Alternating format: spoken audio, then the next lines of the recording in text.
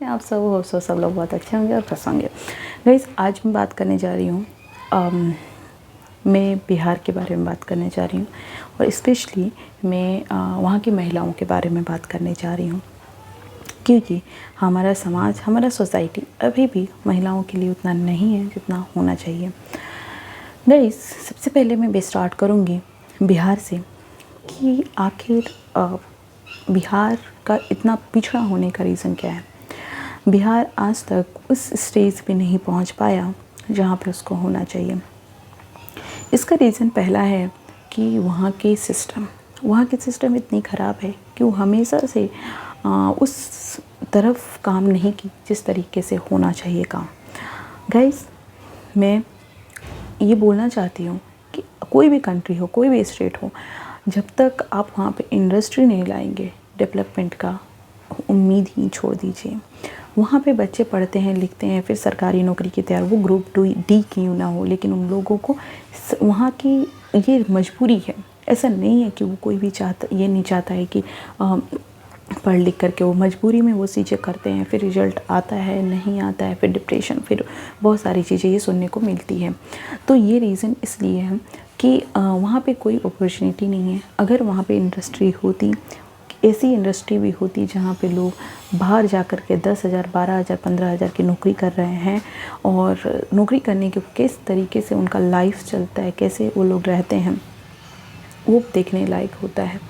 वो लोग या तो पेट भर लें या फिर क्या बोल सकते हैं, ना बच्चों की पढ़ाई लिखाई होती है, ना उस तरीके से रहते हैं जिस तरीके से हो। आप समझ सकते हैं कहीं किसी भी शहर में जा कर के रेंट पे रहना और 15,000 आपको मिल रहा है तो उनकी ज़िंदगी कैसे कट रही होगी। अगर वही 15,000 उनके स्टेट में मिलेगा तो शायद मुझे लगता है कि उससे बेहतर ज़िंदगी होगी। तो वहाँ की सरकार 12,000, 15,000 तक की नौकरी नहीं दे पा रही है और बातें करती है बड़ी बड़ी। तो मुझे ये चीज़ सोच करके लगता है कि आखिर उनको चुन के कौन लाता है। गलती भी तो वहाँ के लोगों की है।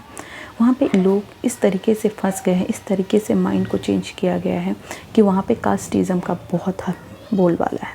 आप जिस कास्ट के हो, आपको उस कास्ट के लोग वोट देंगे। तो इस तरीके से माइंड सेट हो चुका और उस वजह से उसका नतीजा आज यहाँ पे देखने को मिलता है।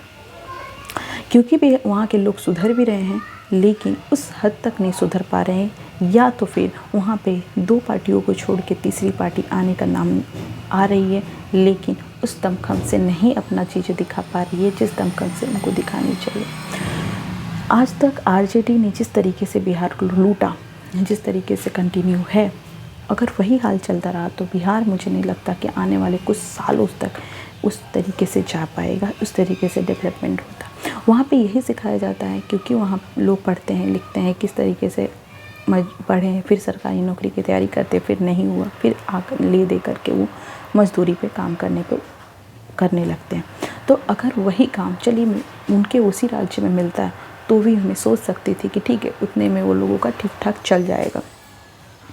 लेकिन वहाँ पे कुछ, अगर मैं पीछे की कुछ देखूं तो वहाँ पे कुछ शुगर मिल थे, एग्रीकल्चर से रिलेटेड कॉटन इंडस्ट्री, ये सारी चीज़ें थी कुछ थोड़ा बहुत, वो भी बंद हो गई। वो भी लालू यादव के आने के बाद बंद कर दी गई थी, क्योंकि उनको करप्शन के अलावा कोई फुर्सत ही नहीं थी काम करने का। तो ये चीज़ें पॉसिबल कैसे होगी। दूसरा रीज़न कि बोलते हैं कि वहाँ ज़मीन नहीं है, क्योंकि बिहार की पॉपुलेशन डेंसिटी इंडिया में नंबर 1 है। पॉपुलेशन डेंसिटी होता क्या है? पॉपुलेशन डेंसिटी वो होता है कि अगर एक ईजी शब्द में बोलूँ, आपका घर छोटा हो और लोग रहने वाले ज़्यादा हों तो क्या होगा? भीड़ होगी, तो उसे ही पॉपुलेशन डेंसिटी बोलते हैं। तो कहने का मतलब बिहार का जो एरिया है वो कम है और लोग ज़्यादा हैं, तो वो पॉपुलेशन डेंसिटी क्या है? ज़्यादा है। ये होता है पॉपुलेशन डेंसिटी। तो उसको कैसे, किस तरीके से उस चीज़ को, कोई अदर ऑप्शन है? अगर हम चाहें कि हाँ बिहार के लिए कुछ करना है, कुछ इंडस्ट्री के लिए कुछ करना है, वहाँ के लोगों के रोज़गार के लिए कुछ करना है, तो हमारे पास 100 ऑप्शन आ सकते हैं, लेकिन हमें करना ही नहीं है। तो हम ये बहाना देते हैं, खासकर नीतीश कुमार ने जो दिया था कि बिहार कोस्टल एरिया नहीं है इसलिए वो डेवलप नहीं कर सकता। मैं हमेशा से बोलती हूँ ऐसे बहुत राज्य हैं जो कोस्टल एरिया नहीं है लेकिन वो डेवलप है। रीज़न कि क्या है कि हमें अपनी कुर्सी छोड़नी नहीं है, लालच है, और तो बिहार वैसा का वैसा ही रहेगा। लोगों को भी समझना चाहिए, वहाँ के लोगों को सब जागरूक होने की बहुत ज़रूरत है। तो क्योंकि वहाँ पे जिस तरीके से लालच दी जाती है, ये चीज़ें लोग बहकावे में आते हैं। लोगों का माइंडसेट जो है वो चेंज करने की ज़रूरत है। जिस तरीके से वहाँ पे माइंडसेट बता दिया गया है कि आप ये पढ़ो, वहाँ पे पटना में खासकर इतनी ज़्यादा कोचिंग की फैक्ट्री है, वहाँ पे एक शिक्षा से ज़्यादा बिजनेस बना देंगे। हम 2 साल में, हम 1 साल में सिलेक्शन करवा दें। लोगों को क्या होता है, सोच में कर देते हैं, बाद में क्या होता है, कोई सिलेक्शन नहीं होता है, फिर बाद में डिप्रेशन होता है। तो ये सारी चीज़ें ले दे करके बिहार को बर्बाद करने में लगी हुई है बहुत लोग हैं। लेकिन अगर सिस्टम अच्छा होता तो ये चीज़ें दबा करके बिहार को आगे बढ़ाता। मेरी जो हिसाब से है कि अगर आपके पास एरिया नहीं है, कम है, तो आप 70% इंडस्ट्री बाहर लगाएं और 30% इंडस्ट्री जो है वो घर से चालू करें। हम महिलाओं को, जो महिलाएं हैं, उनको हर एक तरीके से स्किल डेवलप किया जाए। वो खाना पकाने से लेकर के कपड़े बुनने तक से लेकर के किसी भी फील्ड में जो घर से काम हो सके उसमें निपुण किया जाए। और वो कौन मदद करेगा, सरकार को करनी चाहिए। और उस चीज़ें बना करके वो डायरेक्ट मार्केट में सेल कर सकते, ये सारी चीज़ें सरकार को करनी चाहिए और सरकार उस पर मेहनत करे, तब जा कर के ये चीज़ होगा। अगर आप ये बोलेंगे कि आप खुद करो तो ये बड़ी मुश्किल की बात है, क्योंकि बिहार में जितना इनकम होता है उससे कोई नहीं करने वाला। अगर सरकार चाहे कि हाँ आपको करना है, अगर आप करना चाह रहे हो, तो हर गांव में कुछ ना कुछ हैंडमेड चीज़ जो बनती है, क्योंकि वहाँ पे जूट अच्छा होता है, क्योंकि वहाँ पे पेंटिंग की स्किल अच्छी है, क्योंकि वहाँ पे पशुपालन चीज़ें अच्छी है, तो ये सारी चीज़ें अच्छी है। तो हर गांव में कुछ चीज़ें ऐसी होनी चाहिए जहाँ पे इंडस्ट्री का मतलब यही नहीं है कि आप बड़ी बड़ी चिमनी हो, ये हो, वो हो, नहीं। कुछ चीज़ें ऐसी हो जो हैंडमेड बनती हो, जो सिंपल तरीके से बनती हो, जो अच्छी हो। उतनी हैवी इक्विपमेंट की ज़रूरत नहीं है, उतनी बड़ी इंडस्ट्री की ज़रूरत नहीं है, वो डेवलप की जाए हर एक गांव में। उस तरीके से हर एक महिला को रोज़गार दी जाए, अगर पुरुष एक स्किल तो पुरुष को भी दी जाए। तो वहाँ से क्या होगा, क्योंकि लोग पलायन करना शुरू कर रहे हैं, इसकी वजह से कहीं ना कहीं एग्रीकल्चर भी नुकसान होने वाला है। तो ये चीज़ें सोचनी होगी कि कैसे हम उतना ही चीज़ों में कैसे हम रोज़गार को पैदा कर सकते हैं। अगर हम सोचेंगे तो होगा, नहीं तो नहीं होगा। तो हर घर को, लोगों को हर तरीके से तैयार की जाए ताकि वो चीज़ें उस मार्केट में अपनी जगह बना सके। और ये कौन करेगा, गवर्नमेंट करेगी। गवर्नमेंट अगर चाहे तो ये पॉसिबल हो सकता है कि हर एक गांव में जो नियरेस्ट गांव है उन सब को एक ऐसी चीज़ें बनाई जाए जहाँ पे जिसको जो मन करे वो वहाँ पे आके काम करे। और वो अगर उसे लग रहा है कि मुझे कपड़ा बुनना आता है तो उसको सरकार उस तरीके से हेल्प करे, उसका एक डिपार्टमेंट बनाए।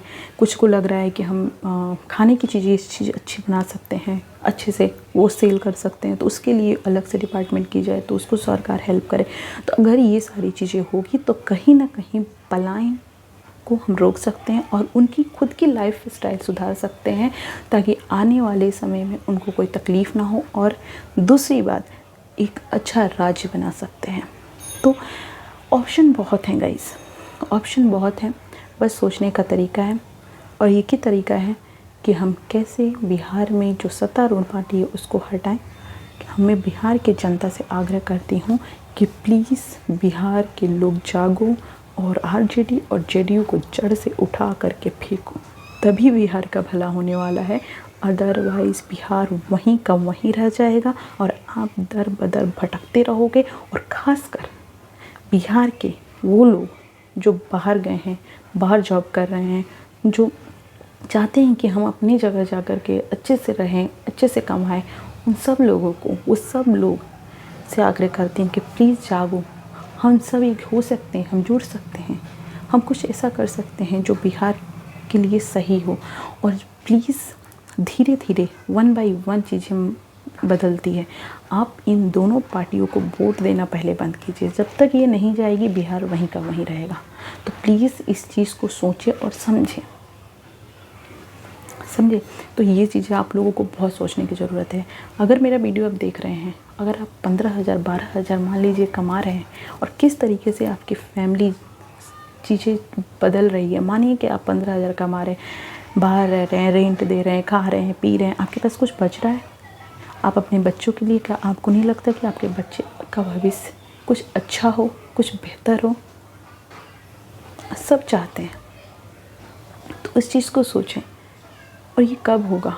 जब हम साथ होंगे, हम एक साथ होंगे। प्लीज़ मेरे वीडियो से जुड़े, ज़्यादा से ज़्यादा लोग जुड़े, ज़्यादा से ज़्यादा चीज़ें हम सब एक हो करके हम कुछ ना कुछ चेंज कर सकते हैं गाइस। दूसरी बात, मैं हमेशा एक लास्ट में बोलना चाहूँगी कि आप लोग बोलते हैं कि आप बिहार की हैं, बहुत लोग पूछते हैं। गाइस, मैं वैसे मेरा जन्म यूपी में हुआ है, मेरा मायका यूपी में है, ससुराल यूपी में है, लेकिन मेरे जो पढ़ाई लिखाई जितनी भी चीज़ें हुई है वो सब बिहार से हुई है, क्योंकि मैं नाना जी के पास अपने रही हूँ। तो मैं दोनों को बोलती हूँ, मैं बिहार प्लस यूपी, मैं बोलती हूँ दोनों राज्य की। वैसे तो हम सब भारत के वासी हैं, लेकिन अगर आपका ये बोलने का है कि आप बिहार से हैं, तो ये मेरा दोनों जगह से कनेक्शन है। लेकिन हमको माइंड में ये रखना है कि हम भारतवासी हैं। लेकिन और बिहार और यूपी के अलावा भी और लोग हैं, तो प्लीज़ इस चीज़ को, अगर आपके अगल बगल ऐसे लोग हैं बिहार के मज़दूर हों, तो उनको सपोर्ट करें, उनको भी कुछ ना कुछ बताएं जो चीज़ें उनके लिए अच्छी हों। तो प्लीज़ आएँ, हम जुड़ें, हम एक साथ हो सकते हैं और कुछ बदल सकते हैं। आप मेरे चैनल को ज़्यादा से सब्सक्राइब करें, ज़्यादा से ज़्यादा देखें। आपको लगे तो मैं अपने कॉन्टैक्ट नंबर भी शेयर करूँगी। हम सबको एक मिल करके कुछ न कुछ करना होगा गाइस। आपको वीडियो अच्छा लगे तो प्लीज़ शेयर एंड सब्सक्राइब करें और अपना साथ बनाए रखें। हम मिलेंगे, और डायरेक्ट मैं आपसे मिलना चाहती हूँ। डायरेक्ट हम बिहार के एक एक मज़दूर से मैं मिलना चाहती हूँ। तो प्लीज़ वो आप मुझे सपोर्ट कीजिएगा, ताकि मैं हम दोनों एक दूसरे से बात करें और ज़्यादा से ज़्यादा लोगों को जोड़ सकें guys. Thank you so much.